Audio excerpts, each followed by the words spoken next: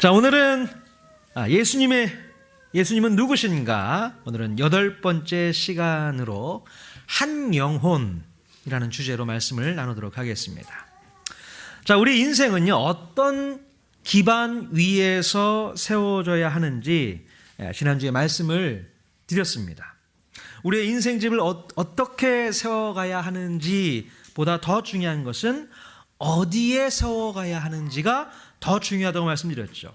아무리 겉모습은 화려하고 또 거창하고 대단하게 보여도 그 기초가 모래 위에 지은 인생이라고 한다면 결국에는 무너져 내리게 될 것이라고 경고해 주셨죠. 자, 그러나 반면에 우리의 인생집이 비록 대단한 모습은 갖추진 못했을지라도 그 인생의 기초가 예수 그리스도라는 반석 위에 세워진 인생이라면 진정으로 성공한 인생이었다라고 말씀드릴 수 있다는 것입니다. 자, 한 주간 동안 여러분의 인생집은 어디에 세워져 있는지 확인해 보셨습니까? 여러분의 인생집은 어디에 세워져 있습니까? 모래 위에 세우셨어요? 예수 그리스도의 반석 위에 세우셨습니까? 여기 소리가 약하시네. 예, 당연하죠. 반석 위에 세운 인생이어야만 한다는 것입니다. 자, 우리 교회는 어떤 기반 위에 세워진 교회였는지 한번 확인해 보셨습니까? 예, 할렐루야. 자, 여러분 개인과 또 가정과 우리 통하는 교회는 모두 예수 그리스도의 반석 위에 세워졌으리라 믿습니다. 믿습니다. 네, 최근에 제가 잘 아는 어떤 목사님이 교회가 있는데요, 그 교회에 살짝 문제가 좀 생겼습니다.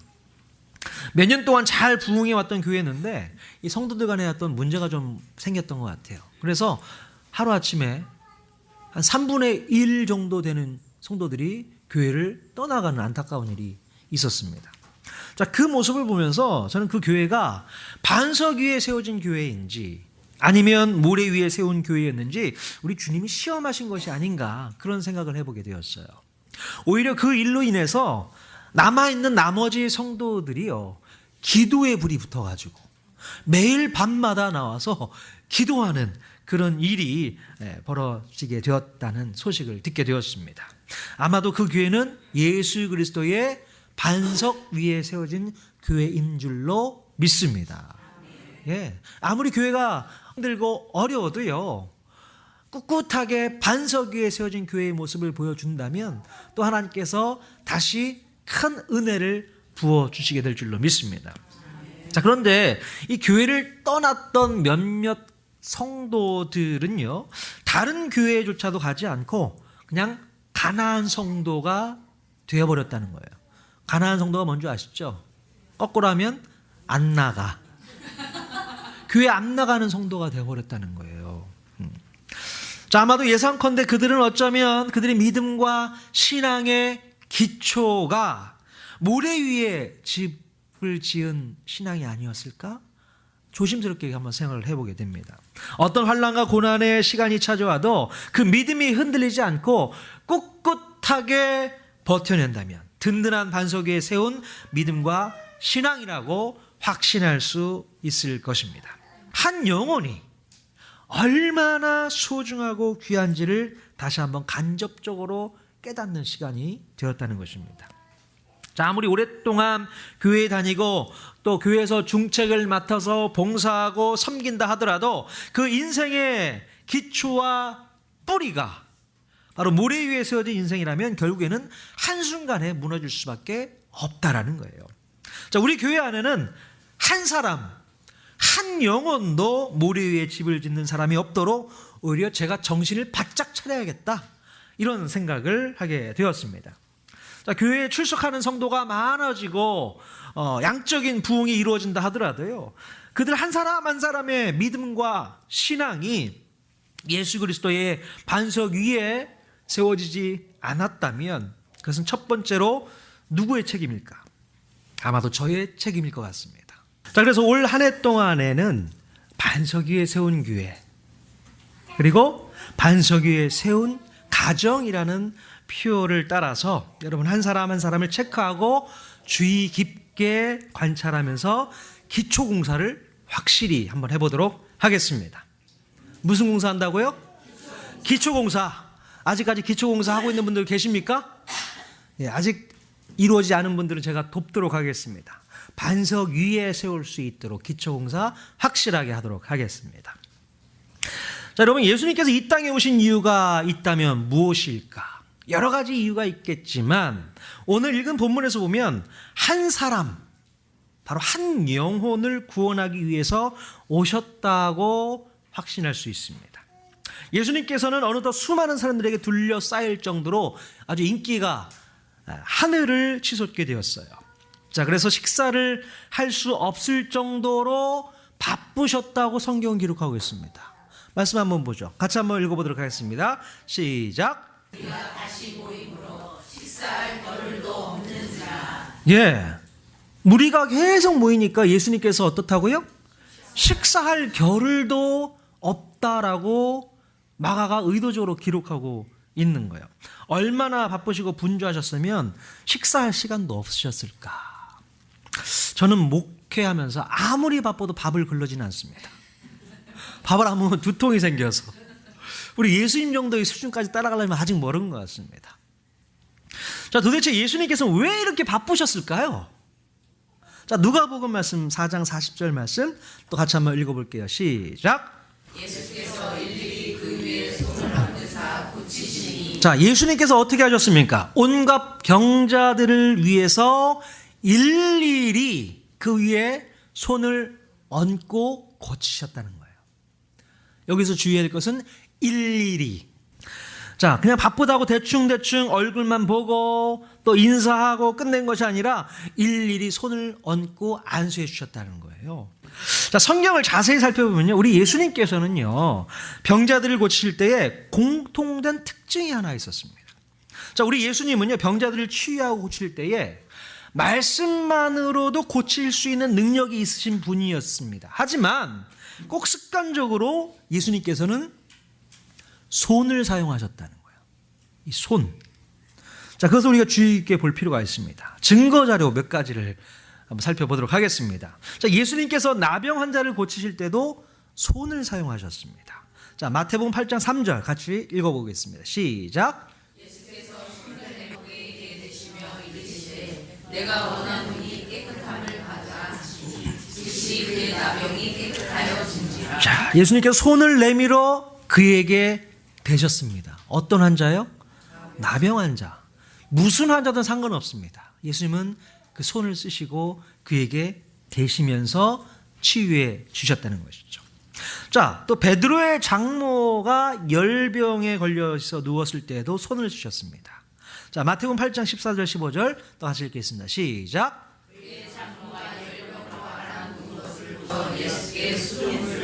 아멘. 예수님께서요, 베드로의 장모가 열이 나서 누워 있는데 손을 잡아 주시니까 열이 떨어지는 거예요. 와.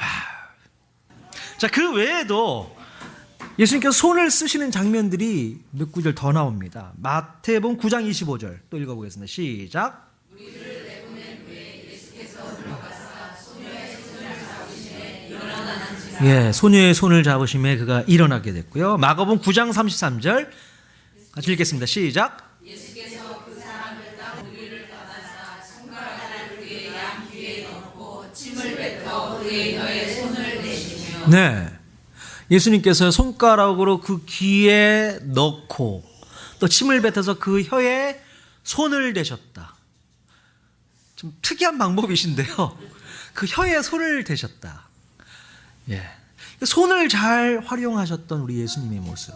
자, 한 구절만 더 보겠습니다. 마가복음 8장 23절 시작. 예수께서 그의 손을 붙잡으시고 마을 밖으로 데리고 나가사 눈에 침을 뱉으시며 그에게 안수하시고. 자, 예수님께서 앞을 볼 수 없는 시각 장애인의 손을 붙잡고 마을 밖으로 데리고 나가사 눈에 침을 뱉으시고 그에게 안수하셨다. 그냥 흘려서 읽으시면 안 됩니다. 눈을 볼 수 없는 그 시각장애인의 손을 붙잡고 어떻게 했다고요? 마을 밖으로 데리고 나갔다는 거예요. 부축하면서 한 발짝 한 발짝 같이 뛰면서 함께 데리고 그를 이끌으셨던 바로 예수님의 모습을 한번 상상해 보십시오. 그런 예수님이셨어요. 손을 쓰셨던 예수님, 터치하시면서 스킨십을 하셨던 우리 예수님의 모습을 우리 성경에서 찾아볼 수 있습니다. 자, 예수님께서는 말씀 한마디로도 병을 고칠 수 있지만 이렇게 일일이 손을 다 쓰셨다는 것입니다.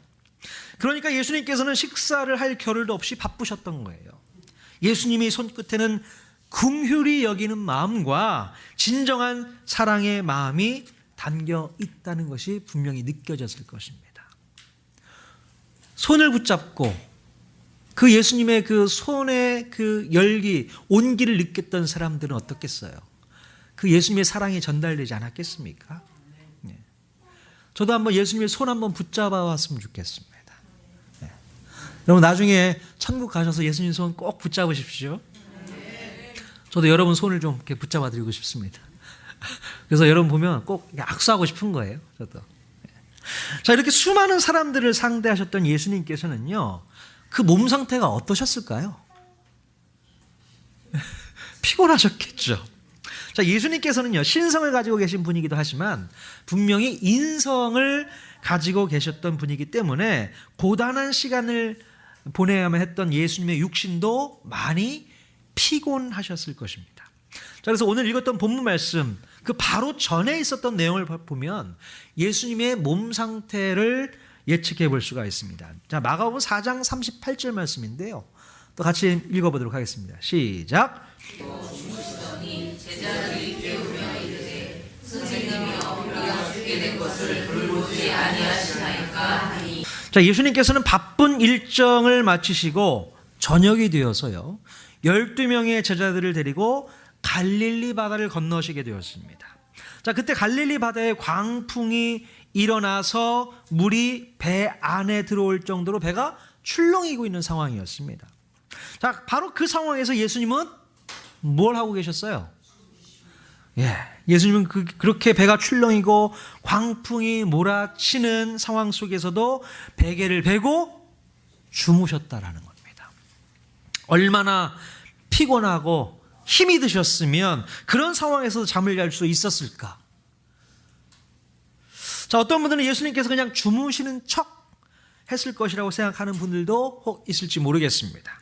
자, 예수님은요, 제자들이 잠을 깨울 때까지 깊이 잠들어 계셨다고 마가가 의도적으로 이걸 쓰고 있었던 것 같습니다. 그만큼 예수님께서는 피곤하셨다라는 얘기를 하고 있었던 것입니다. 자, 그런데 그렇게 피곤한 몸을 이끌고 폭풍을 맞으면서까지 예수님과 제자들은 어디를 향해 갔던 것일까요? 자, 오늘 본문에서 보니까 바다 건너편 거라사인의 지방에 도착하게 됩니다.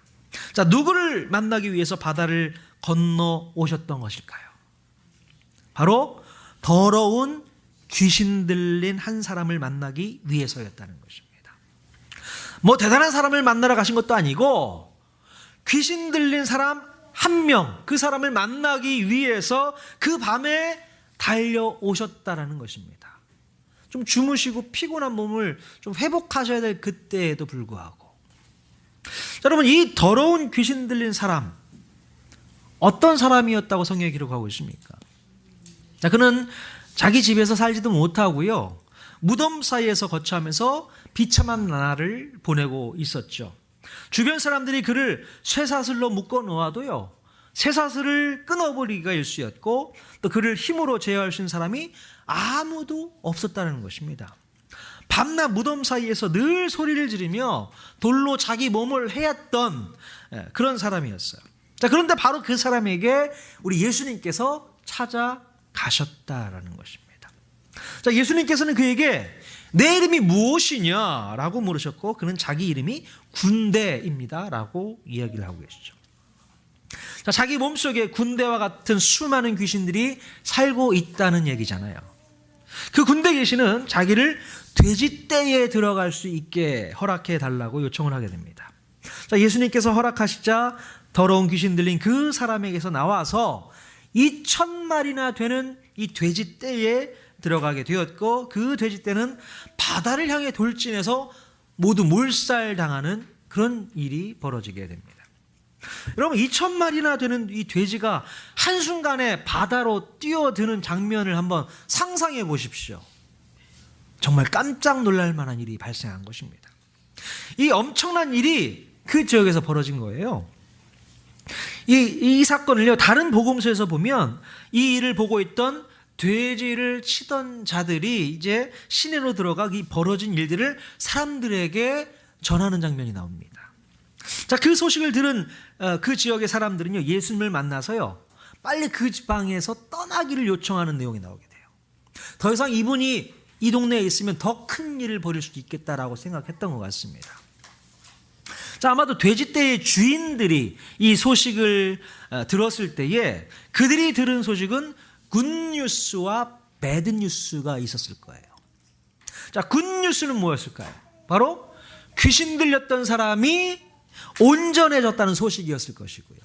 배드뉴스는 뭐였습니까? 자기들의 전 재산이었던 돼지떼가 다 죽었다는 소식이었을 것입니다. 자, 이 두 가지 소식을 전해 들은 사람은 어떤 반응을 보였을까요? 당연히 이 굿뉴스보다는 배드뉴스, 그 나쁜 뉴스에 더 심각한 반응을 보였을 것입니다. 한 영혼이 회복되어서 기뻐하기보다는 자기들의 전 재산이 사라졌다라는 것에 더 속상했다는 것입니다. 자, 그들은 군대 귀신 때문에 고통당했던 사람이 온전히 회복되어 돌아온 것에는 관심이 별로 없었어요. 오로지 자신의 전 재산에 손해가 난 것에 대해서 화가 나고 분노했을지 모릅니다. 그래서 그들은 일단 더 이상 이 피해가 발생할 것을 막고자 예수님께 그 동네를 당장 떠나달라고 요청을 했던 것입니다. 여러분, 한 영혼이 구원받아서 회복되어 돌아왔는데 사람들은 그것에 전혀 관심이 없었다라는 것입니다.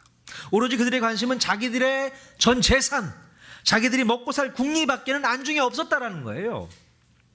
자, 그런데 이런 모습이 과연 그들만의 문제였을까?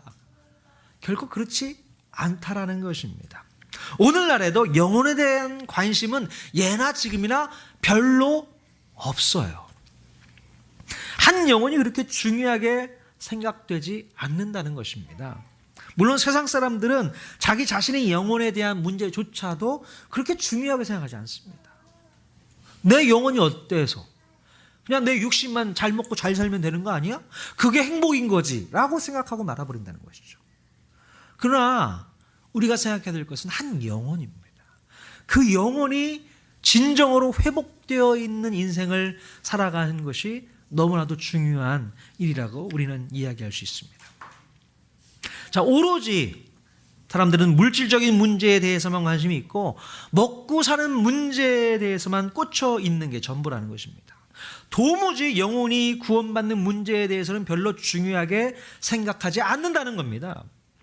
마치 지난주에 말씀드렸듯이 인생의 집이 어떤 기초 위에 세워져야 하는지보다는 어떻게 집을 멋지게 지어야 하는지에 대해서만 관심이 있는 것과 똑같은 맥락이라고 볼 수 있습니다.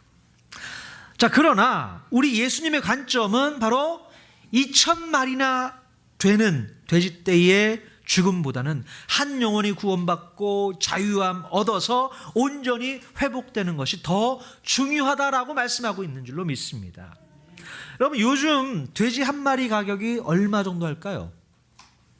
제가 인터넷 뒤져보니까 한 50만 원 정도 이쪽 저쪽 하는 것 같습니다.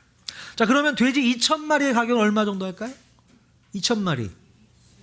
빨리 계산해 보면, 민정 씨. 1,000만 원이요? 10억입니다. 10억. 자그만치 10억이에요. 자, 한 영혼에 구원받고 돌아오기보다 이 자기의 재산이 손해나는 것에 대해서 관심이 더 많았던 사람들, 그들의 마음이 어떨까요? 한 영혼이 돌아오는 것은 상관하지 않습니다. 오히려 내 돈 10,000원 쓰는 것도 아까워하는 사람들이 바로 우리의 모습이 아닐까 싶은 생각이 들어요. 제가 아까 그런 말씀 드렸잖아요. 학사 위에 석사, 석사 위에 박사, 박사 위에 밥사. 밥사가 그렇게 중요한데 우리는 돈 10,000원짜리 하는 밥도 못 사고 있는 형편가 아닌가 싶은 생각이 들어요. 그러니까 한 영혼이 너무나도 귀하다면 그 영혼을 위해서 우리의 돈 10,000원짜리 한 장을 들여서라도 그의 식사 대접도 하고 주의 말씀을 또 선포하는 것도 너무나도 필요한데 그러지 못하는 우리의 형편을 우리가 볼 수 있게 됩니다. 자, 우리는 한 영혼에 대한 가치를 너무 모르고 있다는 거예요. 자, 그렇게 중요하게 생각하지를 않는다는 것입니다. 여러분, 주님의 복음을 증거하기 위해서 전도 여행을 떠났던 사도 바울 잘 아시죠? 이 사도 바울에게 있어서 한 영혼은 어떤 의미였을까? 우리가 잠시 한번 살펴보도록 하겠습니다. 자, 사도 바울이 2차 전도 여행을 시작했을 당시 빌립보 지방에 있었을 때의 일인데요. 어떤 일이 벌어졌는가? 우리 한번 말씀을 좀 길지만 같이 한번 읽어보도록 하겠습니다. 사도행전 16장 16절에서 18절까지 말씀 같이 한 목소리로 읽어보도록 하겠습니다. 시작.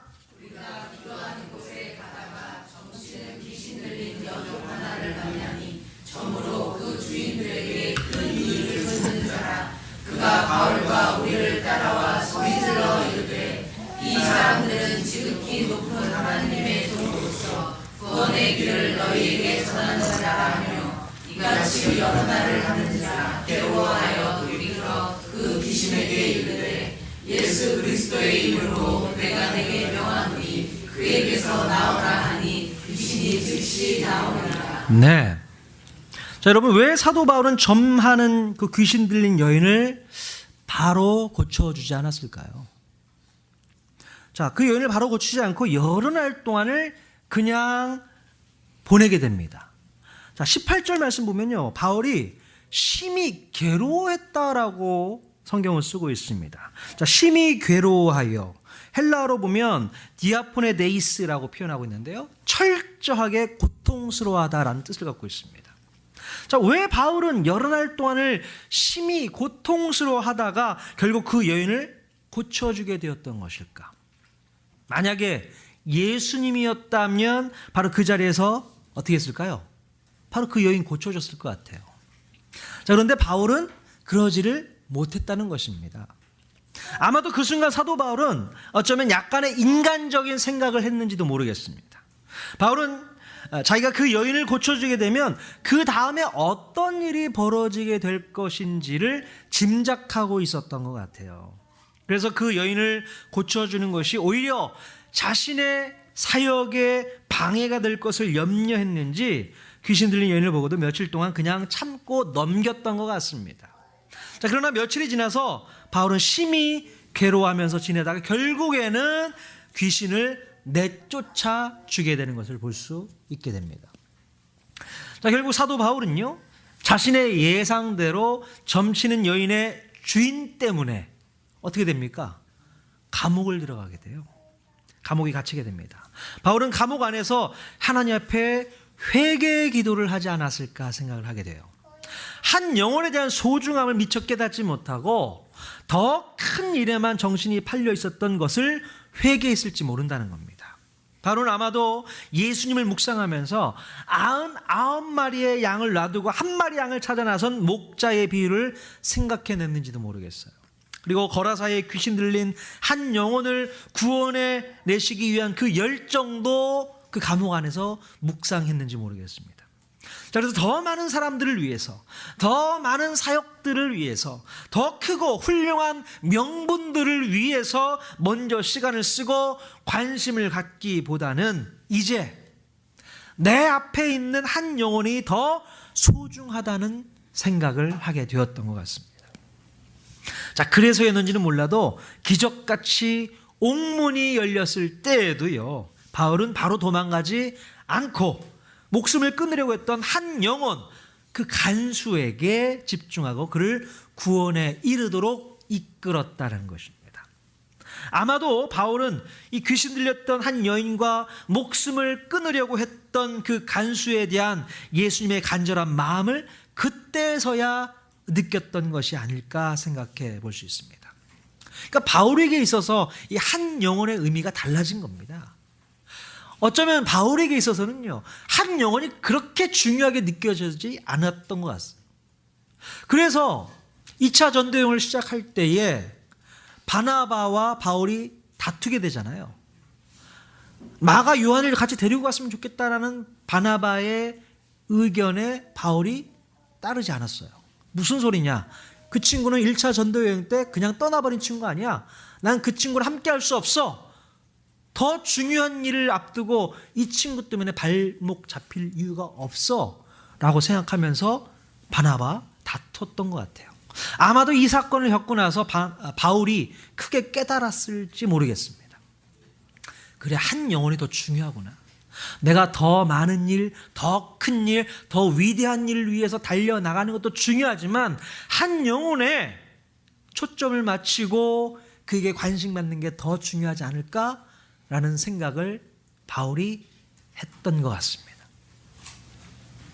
바로 예수님의 모습처럼 그래, 한 영혼에 집중하자. 한 영혼을 위해서 살아가자. 그렇게 생각을 했던 것 같아요. 그래서 나중에 보면 마가 요한을 다시 나에게 데려와라. 그렇게 화해하는 모습도 살펴볼 수 있게 됩니다. 자, 다시 오늘 본문 말씀으로 돌아와서 보면요.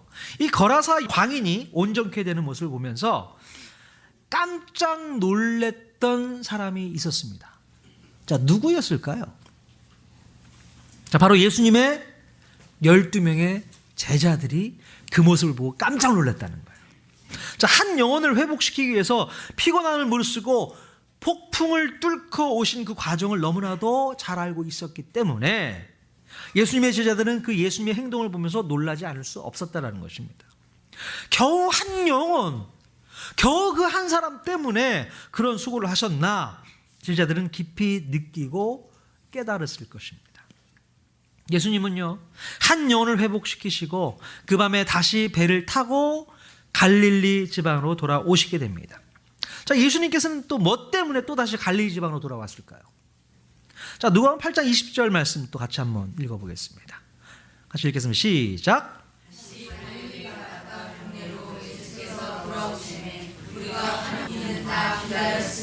예, 예수님께서는 또다시 사역의 현장으로 돌아오신 것입니다. 예수님을 기다리는 무리들이 있었기 때문에 편히 쉬지도 못하고 그 밤에 또 돌아오신 것이죠. 여러분, 예수님의 사역은요, 정말 이 살인적인 스케줄이었어요. 정말 쉴 수도 없고 밥 먹을 틈도 없는 그런 스케줄이었습니다. 자, 그러나 예수님은 또다시 한 사람 한 사람 손을 붙잡고 어루만져가면서 그들을 치유하고 고쳐 주셨다라는 것입니다. 자, 이 모든 장면을 누가 다 지켜봤다고요? 예, 바로 예수님의 제자들이 지켜봤다는 것입니다. 예수님을 따라다니느라 함께 피곤하고 지쳐있던 제자들이 다 보고 배우게 되는 것입니다. 아마도 이런 예수님에 대한 이 충격적인 기억 때문에 복음서 곳곳에는 이 기록을 빠뜨리지 않았던 것 같아요. 한 영혼을 사랑하시는 예수님, 한 사람 한 사람을 소홀히 여기지 않는 예수님, 손으로 직접 어루만지고 붙잡고 이끌고 안수하시면서 사람들을 사랑하셨던 그 예수님. 제자들은 이런 예수님을 더욱 사랑했을 것 같습니다. 그리고 나중에 예수님의 제자들도 바로 예수님처럼 똑같이 그런 흉내를 내지 않았을까요? 자, 여러분, 이런 예수님을 우리가 사랑하지 않을 수 있겠습니까? 여러분, 어떻습니까? 이런 예수님 너무나 사랑스럽지 않으세요? 네. 저는 이런 예수님이 너무 좋습니다. 한 사람 한 사람 손을 붙잡고 한 영혼을 위해서 그 밤중에 피곤한 몸을 이끌고 폭풍을 뚫고 달려가셨던 그 예수님의 그 열정, 그 모습이 저와 여러분 모두에게 분명히 있어야 될 줄로 믿습니다. 자, 그런데요, 제자들이 예수님을 주의 깊게 지켜보면서 기록한 내용이 또 한 가지가 있습니다. 자, 오늘 본문 18절 말씀에 보면요, 귀신 들렸던 사람이 예수님께 한 가지 요청을 하게 되는데요. 자, 마가복음 5장 18절 19절 말씀 또 같이 읽어보겠습니다. 시작.